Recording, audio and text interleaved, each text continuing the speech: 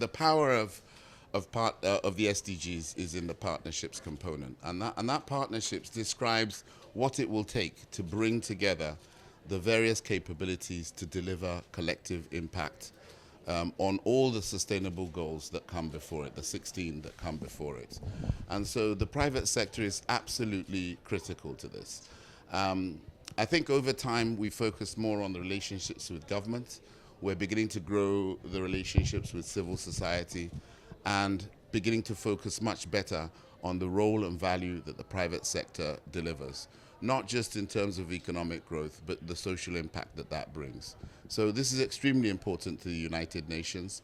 There is a whole global compact which seeks to bring big businesses together, and also a whole initiative around the SDG Summit next week, Gabi, which is enabling businesses and government to discuss areas where catalytic change can come most strongly to the continent.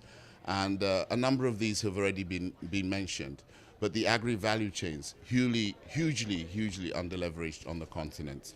The areas of the creatives and business, the area of sports, the areas of tourism. These are massive under-tapped markets that Africa needs to be placing a lot of investment in. And unless we work with the private sector, we will not unleash the full potential. Government is good at what it does, but it doesn't do business. Business does business, and so we have to work with those in that sector. So I think finance. A lot of the engine for change here in Ghana will be driven by the private sector, and our cooperation framework emphasizes that 60% of our work should be focused around inclusive economic transformation because of the importance of this sector. There is a huge financing gap, but it isn't just a money gap. It's also a quality of money gap. And so part of what we're trying to do, for example, I've given the initiative, we're trying to work with different actors to set up a fund of funds here in Ghana, which will be worth in excess of $500 million US dollars. The aim of that is to create finance in the market space, but also to grow the financing options available in the areas of the agri-value chain, for example. Ghana has just launched its Planting for Food and Jobs 2.0, which really emphasizes the value chain in the agri space. How will ordinary Ghanaians be able to access this without finance?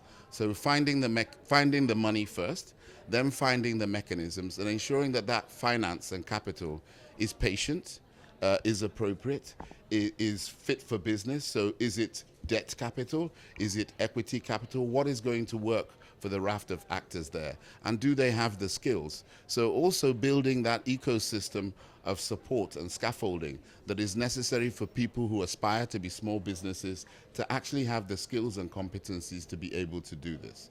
But also to understand local knowledge, as I've said.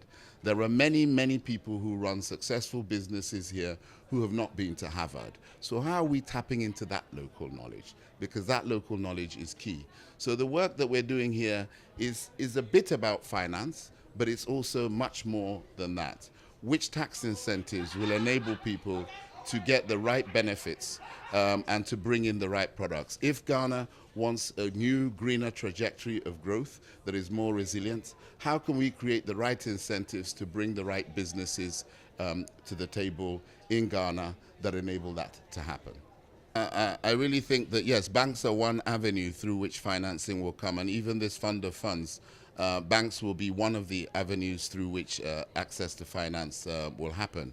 But I think this is where we need to think more creatively. We need to use the digital opportunities that are out there to create financing bridges that enable small businesses, particularly women who often don't meet many of the traditional collateral requirements that, if you like, mainstream banking requires to be able to access this finance. So we're looking for capital that has a risk appetite, that is prepared to take a risk, that is prepared to invest in someone's idea without necessarily seeing a detailed spreadsheet, which many of our small businesses will not be able to do.